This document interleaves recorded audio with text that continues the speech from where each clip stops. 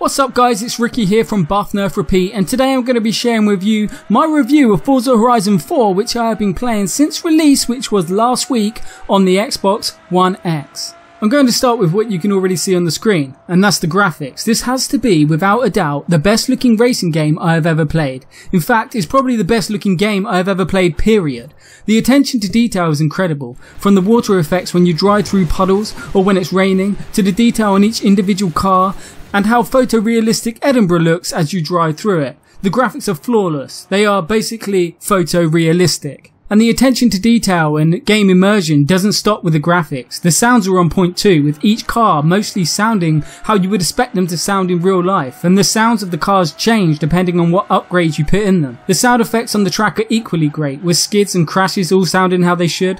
Obviously, I'm going by the sound effects in movies here, as I've never crashed my car and my car is probably not fast enough to drift around corners.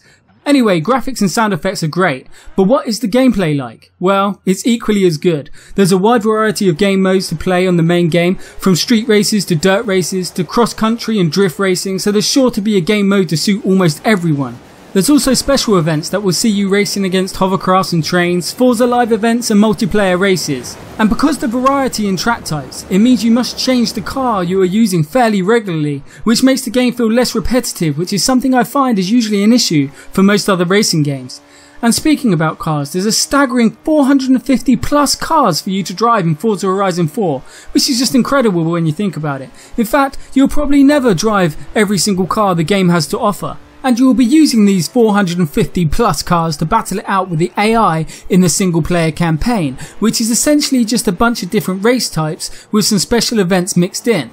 Now when I say that, it doesn't sound very impressive, but there are literally hundreds of different tracks dotted around the large map of Edinburgh, so each race can and does mostly feel fairly unique. When you first start out in your Horizon journey, you may be tricked into thinking you're playing against your friends online. I was. And the reason for this is that the game scans your friends list and uses your friends' names as the names for your AI rivals. In the first few races, I honestly thought all of my friends were appearing offline to avoid me. I was intentionally driving into the side of them, trying to provoke a reaction, and it wasn't until the second race that I realised this is just the AI.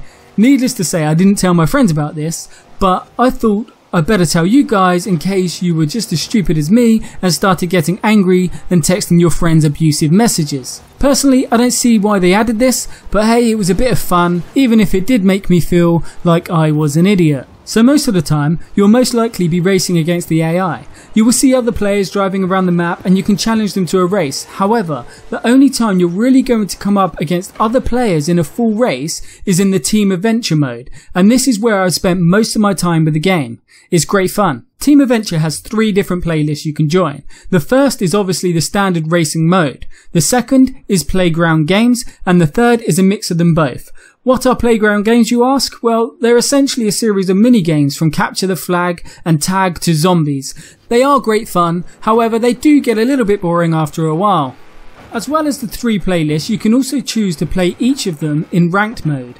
This allows you to level up in each category and earn rewards such as credits. Also, as you might have guessed by the name, Team Adventure is played in teams, the red team and the blue team. Each player will score points for their team depending on how many people they have overtaken, which is a really cool way of doing it, as even if you suck at racing games you can still occasionally win. As well as actually racing, car enthusiasts will take joy in the various customizations you can make to your car, and this includes tuning, which allows you to fine-tune almost every aspect of the car, from tyre pressure to the springs and brakes. So you get to drive the car how you want to. It essentially allows you to change any car to work on any track. For example, you could, if you wanted to, take the Ferrari F12 and turn it into a drift car. And when you get bored of tuning your cars and racing, you can head out to explore the map looking for treasure in the form of barns. When you find a barn which is hidden around the map, you will be given a car as a reward. These are usually classic cars such as the Triumph Spitfire or the Lotus Elise GT1, both of which were great cars in their time, and with some upgrades and tuning you can make them great once again. There is one other great feature I would like to mention, and this is the new addition of seasons. Each week in Forza Horizon 4, the season will change from spring to summer, then autumn and finally to winter. And with each change of season, the map gets an overhaul. For example, in winter there's going to be a lot of snow, in the summer the map will look absolutely incredible in the glorious sunshine, and in the autumn the leaves will have fallen from the trees, and finally in spring there's going to be a lot of rain and I would assume more flowers. And this is how the seasons in the UK are actually supposed to work. However, if you live here or have been here on a visit, then you will know that usually there's either a lot of rain or it's sun. There's nowhere in between, and usually there's more rain than sun, even in the summer. And that is essentially Forza Horizon 4 in a nutshell. And it is without a doubt the best racing game currently available on the market, in my personal opinion. However, there are a few negatives. I'm going to start the negatives the same way I started with the positives, and that is with the graphics. As I mentioned previously, they are amazingly good. However, occasionally you will see some bugs, and pop-ins is one example of this. When you customise your car and then leave the garage, you occasionally see your old car before the new design pops on. Another example is if you have a custom alloy colour, sometimes when you wheel spin, you'll see the stock colour again. These aren't game breaking bugs, it's just a bit annoying to see. The second has to do with the online game mode Team Adventure. As I said, I really enjoyed this game mode and I spent most of my time here. However, it's very hard to leave. When you start the playlist, you will have to play 5 races to complete it. And you have to complete it to get your rewards, which is perfectly fine. However, the game automatically puts you in the queue for the next set of 5 races as soon as the first playlist has finished. You cannot leave Team Adventure mid-set, which is annoying because you have to wait for the game to load and then quit. This also means that you quite often start a set of races with less players than there should be. I've even started a set before where there was just me and my friend on one team and the other team had a full team. And I just mentioned having to wait for the game to load before we could quit. And that takes me on to my next negative, which is the loading times. The game takes an extremely long time to load online. I was waiting up to 8 minutes before I could start a game previously. This is mainly apparent on the online game modes. Offline seems to be okay, especially on the Xbox One X, though I haven't played it on the original Xbox, so I cannot comment on that.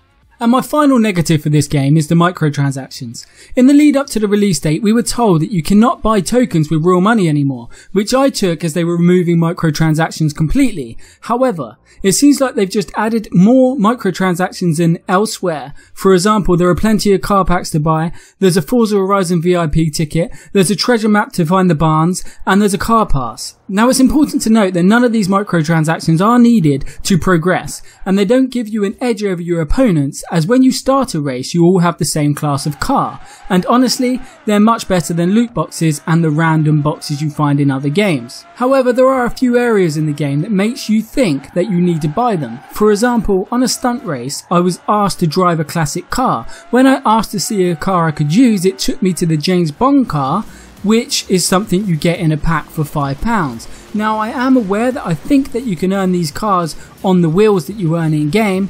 However, I thought it was a bit deceptive to send me straight to the car pack page. But regardless of the negatives, most of which will hopefully get patched out in upcoming updates, the game is still great. It's better than great, it's amazing. And being on the Game Pass, it's well worth the $7.99, even if you only play it for a month. And because it is the best racing game I have played for a very long time, and it's the most feature heavy racing game to date, with the most amount of cars and the best graphics, I am giving this game an amazing score of 9 out of 10.